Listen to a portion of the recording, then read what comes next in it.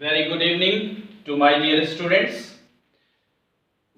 और हम फिर से आज जो चैप्टर थर्ड के हमारे रिमेनिंग पार्ट्स रह गए थे उनके बारे में तैयारी करेंगे। बहुत ही जोरों शोरों से एग्जाम की तैयारी चल रही है और सभी अपने 1450 सीसी ब्रेन को यूज करते हुए तो आज हम लोग रिमेनिंग पार्ट्स का क्विक रिवीजन करेंगे and please follow this video till end.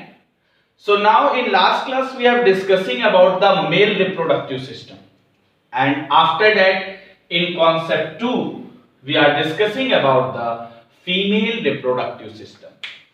Female reproductive system is the combination of three components. The first is external genitalia, second is primary sex organ, and third is secondary sexual organ. बेटा सबसे पहले हम लोग बात करते हैं external genitalia के बारे में। और ये एक्सटर्नल जेनेटेलिया की बात करें तो फीमेल्स को अगर हम लोग मॉर्फोलॉजिकली देखते हैं तो यहां पर आपको मॉन्स प्यूबिस का जो पार्ट देखने के लिए मिलेगा और अंदर की ओर एक large lip like structure and small lip like structure होता है जिसको आप क्या बोलते हो, लेबिया माइनोरा बोलते हो या लेबिया मेजोरा बोलते हो। और उसके बाद अगर हम लोग बात करें तो यहां पर यूरेथ्रा का पार्ट है और उसके बाद का जो पार्ट है जिसको हम लोग क्या बोलते हैं, वेजाइनल ओपनिंग्स। और इन वेजाइनल ओपनिंग्स के ऊपर क्या होता है, एक एपिथेलियल लेयर्स प्रेजेंट होती हैं। And these epithelial layers are for the protection of the vaginal cord, but sometimes these are also ruptured in various type of activities, so it is not a virginity symbol also. After that we are discussing about the primary sex organ which is responsible for the secretion, या आप ये कह सकते हो which is responsible for producing the female germ cell, जिसे आप क्या बोलते हो, ओवम बोलते हो। क्या बोलते हो, ओवम बोलते हो।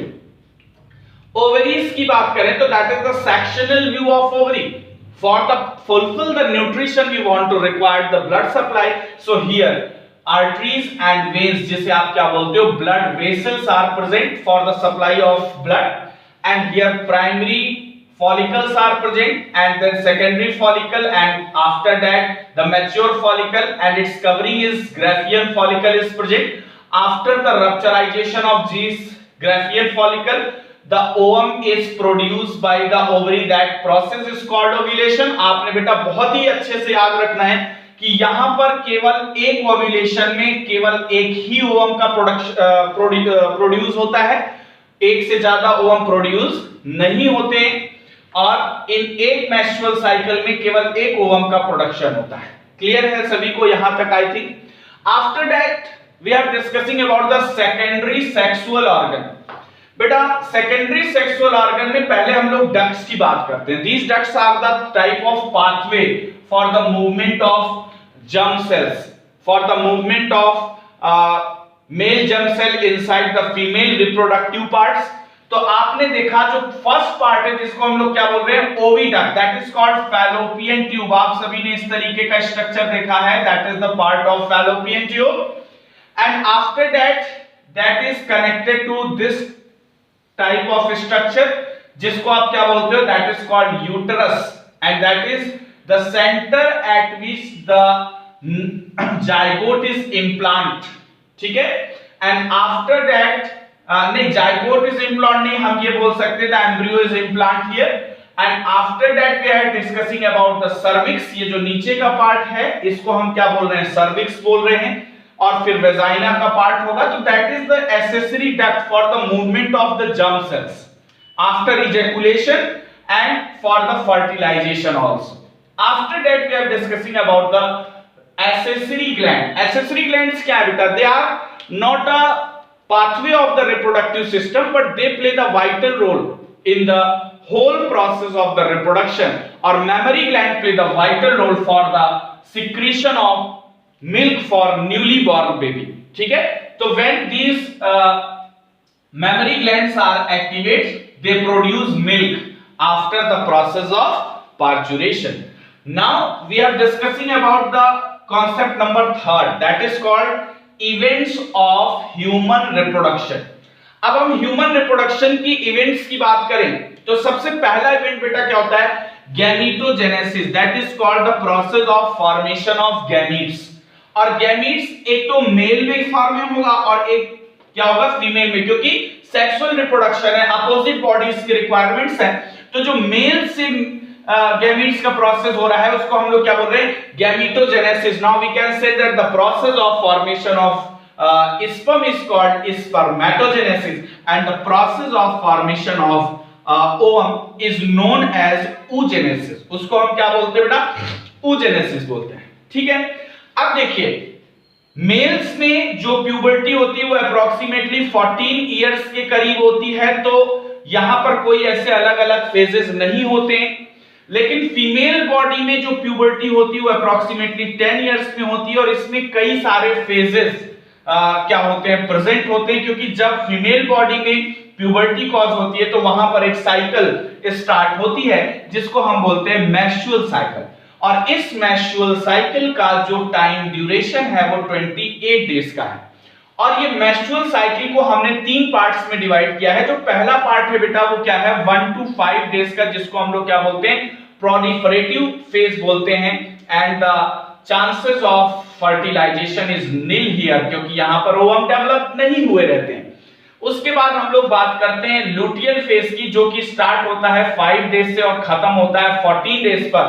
बेटा यहां पर एक चीज बहुत याद रखना है, ये 10 डेज का पूरा प्रोसीजर या 10 डेज के पूरे स्टेप्स होते हैं, जहां पर 14 डेज पे या mid of the menstrual cycle ovulation का प्रोसेस होता है। और वहां पर 2 हार्मोन्स, कई बार क्वेश्चन आ चुका है, 2 हार्मोन्स LH एंड FSH का सिक्रीशन, LH का सिक्रीशन और FSH का सिक्रीशन क्या होता है, सबसे ज्यादा होता है। और मेंस्ट्रुअल फेज की बात करें तो ये 14 डेज पे स्टार्ट होता है और 28 डेज पर फिनिश हो जाता है। तो यहां पर भी हम ये कह सकते हैं कि फर्टिलाइजेशन के चांसेस बहुत ही कम होते हैं। तो these are the 3 phases of the menstruation in the case of females. After that we have discussing about the fertilization. बेटा in fertilization बहुत ही ज्यादा ध्यान देने की जरूरत है, that is the fusion of male and female gametes। और ये जो मेल गैमीट्स हैं और ये जो फीमेल गैमीट्स हैं, आपने देखा मेल गैमीट्स को हम स्पर्म और फीमेल गैमीट को ओवम बोलते हैं। और यहाँ पर एक एंजाइम होता है जिसको हम लोग क्या बोलते हैं, hyaluronidase enzyme, that is used for the rupturization of outer covering of the female germ cell and after that they enter inside the female part।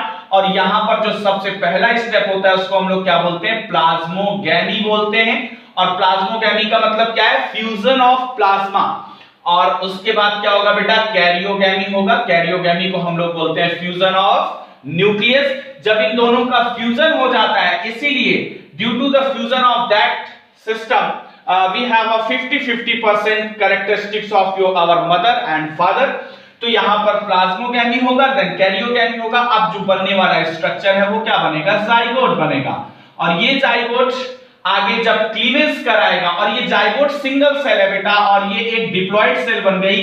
अब ये जब जाइगोट आगे क्लीवेज कराएगा तो 2 सेल, 4 सेल, 8 सेल, फिर मोरुला कंडीशन आएगी, फिर blastula आएगी, फिर गैस्ट्रुला आएगी और फिर ऑर्गेनोजेनेसिस होगा और फिर न्यूली बॉर्न बेबी का डेवलपमेंट होगा।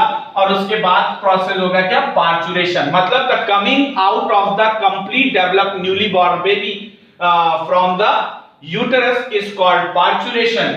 और ये जो टाइम पीरियड है इंप्लांटेशन से लेकर पार्चुरेशन तक का, आपने याद रखना है, इंप्लांटेशन से लेकर जो पार्चुरेशन तक का टाइम पीरियड है, इस प्रोसेस को हम लोग क्या बोलते हैं, गैस्ट्रेशन पीरियड बोलते हैं। और इसके बाद जब पार्चुरेशन हो जाता है तो अगला प्रोसेस शुरू होता है जिसको हम लोग लैक्टेशन बोलते हैं, the process of formation of milk for the newly born baby in mother breast for feeding the newly born baby. इस तरीके से हमारा क्या है बेटा, कंप्लीट जो ये चैप्टर है यहां पर हम फिनिश करते हैं। लेकिन कुछ इंपॉर्टेंट बातें हम लोग यहां पर बिल्कुल करना चाहेंगे, क्योंकि कुछ चैप्टर्स में आपके डायग्राम्स यहां पर बहुत इंपॉर्टेंट है। आपने स्पर्म का डायग्राम, ओवम का डायग्राम, सेमिनिफेरस ट्यूब्यूल्स के डायग्राम, ये सारे डायग्राम्स की बहुत प्रैक्टिस करनी है because they are very important for the examinations. So please follow this little bit review of that chapter and पढ़ते रहिए, खूब ज्यादा पढ़िए for achieving the lot of marks, ठीक है। and we are discussing the next chapter in next video, that is reproductive health। एक दिन में बेटा वो चैप्टर हम कवर करेंगे। after that we have discussing about the assertion region and MCQ of the unit, that complete unit। और आपने बहुत ही ज्यादा वर्क करना है इस पे, and that is very important chapter for the examination. तो पढ़ते रहिए, खूब ज्यादा पढ़िए और मन लगा के पढ़िए for achieving the good marks. Goodbye, see you again in next video. Have a nice day बेटा।